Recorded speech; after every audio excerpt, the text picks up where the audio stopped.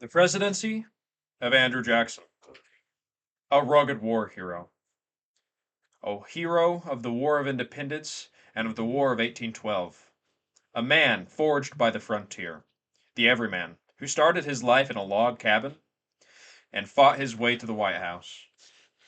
He is the first Democrat, President Andrew Jackson. In this video, we're going to focus on a man, the presidency of a man who is so often maligned by us in the 21st century. March 4th, 1829, the inauguration of President Andrew Jackson. It was a very different time from our own. Democracy, secession, slavery, the frontier, things not immediately relevant to us now, but this is the America inherited by Andrew Jackson. Upon entering office, Jackson purged his enemies in something called the spoils system.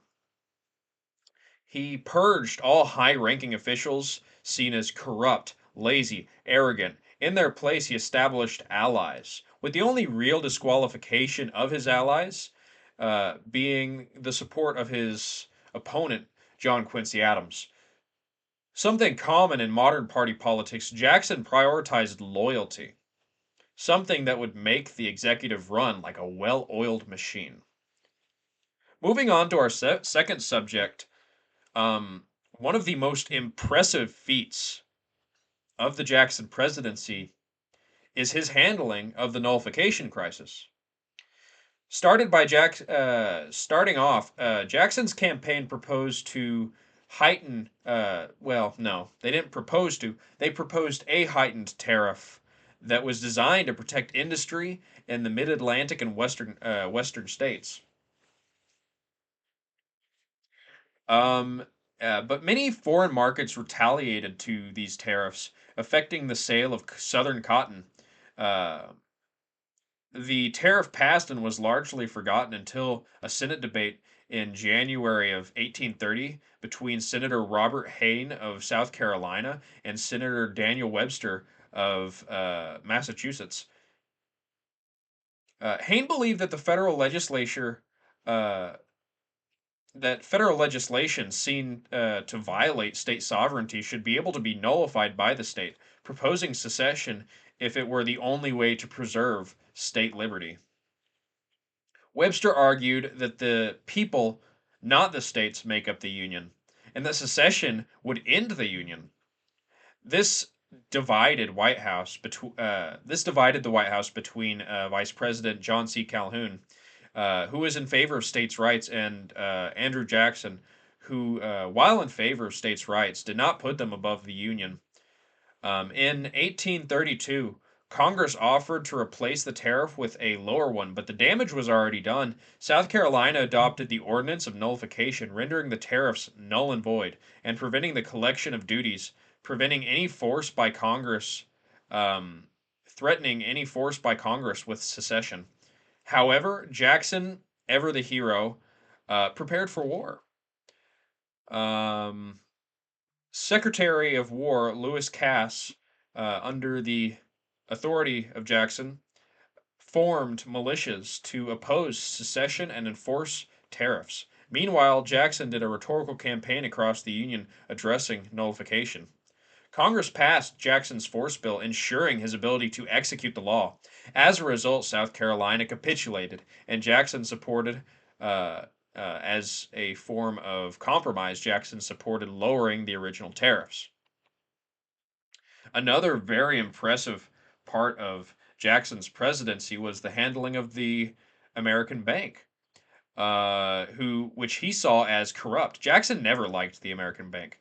And the two biggest reasons were the belief that Congress didn't really have the constitutional authority to create the bank, and that the bank held too much power over the economy, putting power into the hands of a small group of private citizens, which, uh, with most of its stockholders being foreigners, which happen to have foreign interests.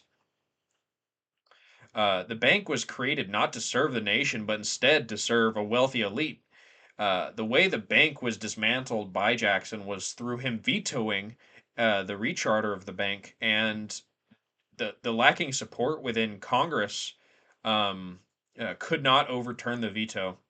Um, Jackson ordered to deposit all federal funds to cease and for all remaining deposits to be withdrawn. Despite this, the bank did continue functions until 1836 when their charter did expire. Now, the elephant in the room is the race issue. Jackson was a man colored by his time. Regarding the Indigenous and the Indian Removal Act, he did not view them with hate per se, but he did see them as inferior and he saw assimilation as futile. He supported states' rights to expand into Indian land and opposed federal prevention of said expansion, having indigenous having the indigenous removed to territories west of the Mississippi River. Regarding slavery, it was part of life for him, and he didn't really give it serious thought. But he did see that publications looking to spark a slave revolt were hindered. In conclusion, Andrew Jackson, Mr. 20 Bucks, arguably one of the most overlooked and most derided presidents. But he was a man of the frontier, a man forged by war. But his presidency did set many things into place. The foundation of the Civil War through the threats of nullification and further separatism, uh, imperialism through the removal of the Indians, and further democratization, being a very populist president. It could be argued that given his accomplishments, he is one of the greats, and I would argue that um, this is President Andrew Jackson. And in regards to sources, a good place to find sources is Andrew Jackson Hermitage, a website dedicated to Andrew Jackson.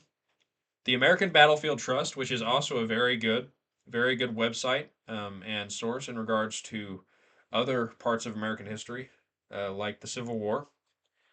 The Library of Congress, and this book, which is called Andrew Jackson by Dr.